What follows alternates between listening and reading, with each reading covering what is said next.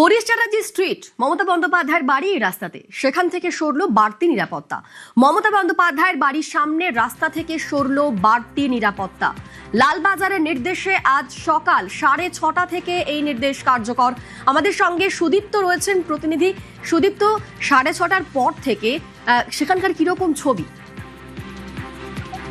দেখো, হরিশ চ্যাটার্জি স্ট্রিট, মমতা বন্দ্যোপাধ্যায়ের বাড়ি, সেখানে যে নিরাপত্তা ছিল সেই নিরাপত্তা কিন্তু সরে গিয়েছে।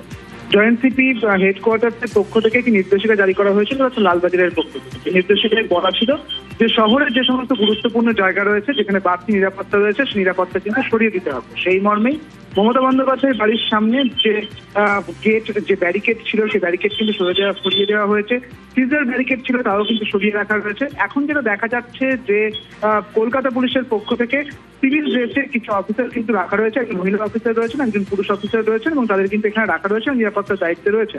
পাশাপাশি বাড়তি যে নিরাপত্তা ছিল, যে অসংখ্য পুলিশ দেখা যেত সেই পুলিশ কিন্তু নেই, এবং যে ব্যারিকেড রাখা ছিল সেই ব্যারিকেড কিন্তু সরিয়ে দেওয়া হয়েছে।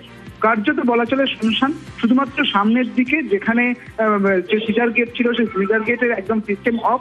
তারপরে যেটা দেখা গেল যে দুজন সিভিল ড্রেসের কলকাতা পুলিশের দুজন অফিসারকে কিন্তু রাখা রয়েছে। বেশ, সঙ্গে থাকো সুদীপ্ত। নিরাপত্তা সরায় সাধারণের যাতায়াতের সুবিধা। হরিশ চ্যাটার্জি স্ট্রিটে বিনা বাধায় গাড়ি যাতায়াত। তারই পাশাপাশি অভিষেক বন্দ্যোপাধ্যায়ের বাড়ির সামনে থেকেও সরল নিরাপত্তা।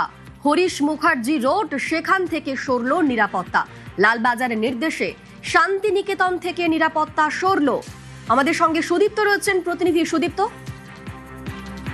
দেখো, যে শুধুমাত্র যে শান্তিনিকেতন থেকে, অর্থাৎ হরিশ মুখার্জি রোড, শান্তিনিকেতন থেকে অভিষেক বন্দ্যোপাধ্যায়ের যে বাড়ি সেখান থেকে যে নিরাপত্তা সরেছে এমনটা নয়। পাশাপাশি কালীঘাট রোড, সেখানেও কিন্তু অভিষেক বন্দ্যোপাধ্যায়ের বাড়ি, সেখান থেকেও নিরাপত্তা সরিয়ে দেওয়া রয়েছে। একইভাবে অভিষেক বন্দ্যোপাধ্যায়ের যেখানে অফিস রয়েছে শেক্সপিয়ার সরণি থানার অন্তর্গত যে ক্যামাক স্ট্রিট, সেখানেও কিন্তু নিরাপত্তা সরে গিয়েছে। কার্যত এমনটাই কিন্তু ওই নির্দেশিকায় বলা ছিল।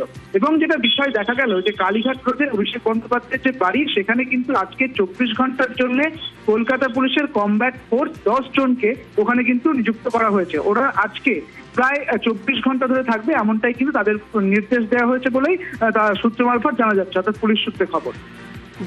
ধন্যবাদ সুদীপ্ত।